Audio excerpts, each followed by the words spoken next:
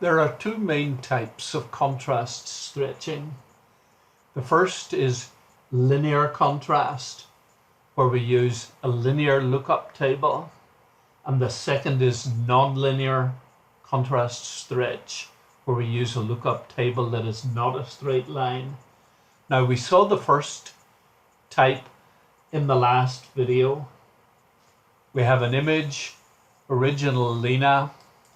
She has a dynamic range running from 30 to 235, a dynamic range of 205. And we were able to increase the contrast and get to this image here, which pulled out the 205 dynamic range out to 255. There's still only 205 bins in the histogram, and they've been stretched out to 255, so there are a few missing ones in here, but that's okay. That's the histogram of this image. This is the histogram of the original image. How did we change it? We looked at the brightness and contrast in image, adjust brightness and contrast to get this box here. So it's reset now to the original Lena, but if we change this lookup table so that it takes off here and finishes there, and we can do that automatically by doing that, then we've changed the lookup table. It's still a straight line.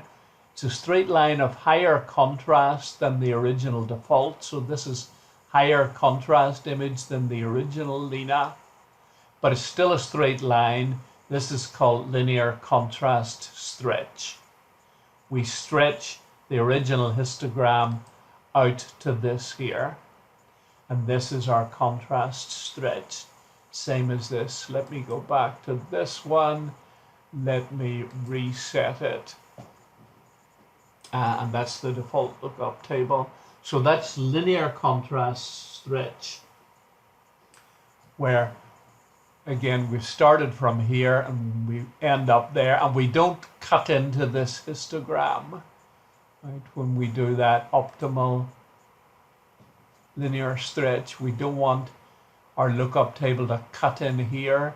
That will give us some saturated pixels in there, or if we cut in from this end, we'll have saturated pixels up at this end, where they all look white, even though they should be distinguishable, or they all look black. You know, if we pull this contrast in too far, we've got saturated pixels here and we've got saturated pixels there, which we don't want. So that's our linear stretch. We can do this a different way. Let me get rid of this image here. We can do it more directly in Process Enhance Contrast. So if you go Process Enhance Contrast, you get a choice whether you want linear stretch, linear contrast stretch, or non-linear contrast stretch. The linear stretch, image J is calling normalized stretching, and the non-linear stretch, or a particular non-linear stretch, is called equalizing the histogram, or equalized histogram stretch. So look at the first one. We've done this before, linear stretch or normalized. We don't want to cut into the histogram at all, so we set the saturated pixels to be 0, and we go OK, and that does that. You know, that does that result there. This is the original histogram.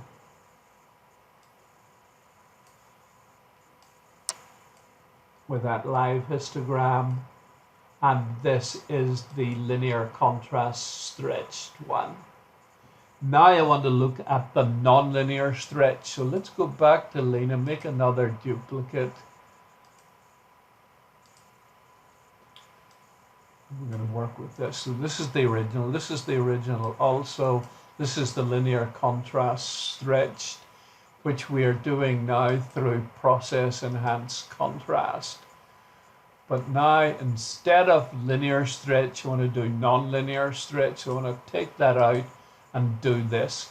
If we click this, it doesn't read this box. It doesn't matter what's in this box. If we do linear stretch, we have to decide what's in. So only one or the other should be clicked here. We've done that, linear stretch, and now we're doing non-linear stretch, which is called histogram equalization. On this image here, I hope. And if we do that, this is the result. And this is the histogram of it. Not the same. It's been stretched out from 205 to 255, but not in the same way as this one. The linear stretch did it. The linear stretch with a few missing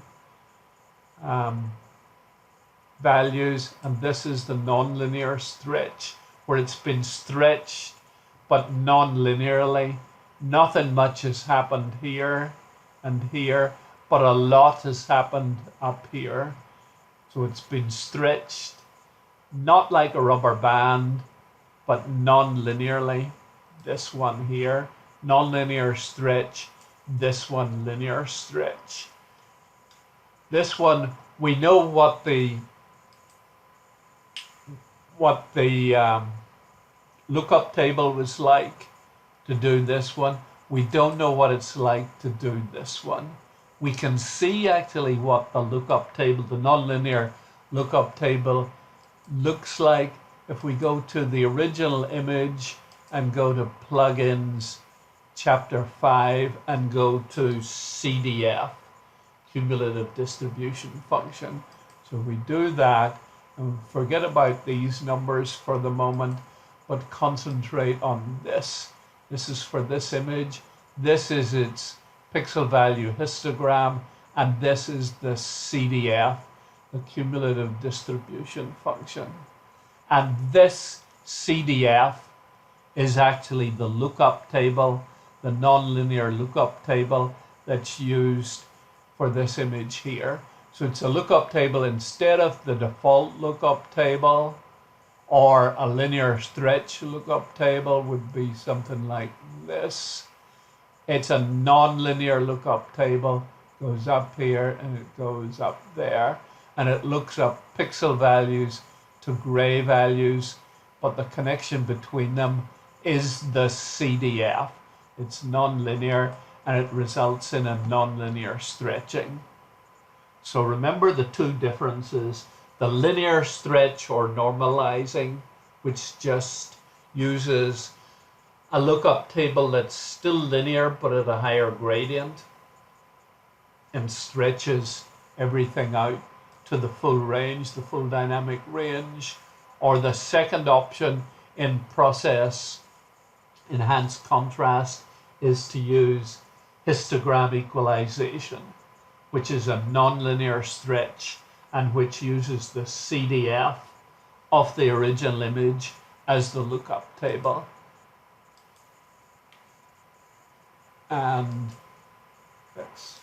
we've got to, I've lost that a little bit, but you remember what was happening there for the nonlinear stretch.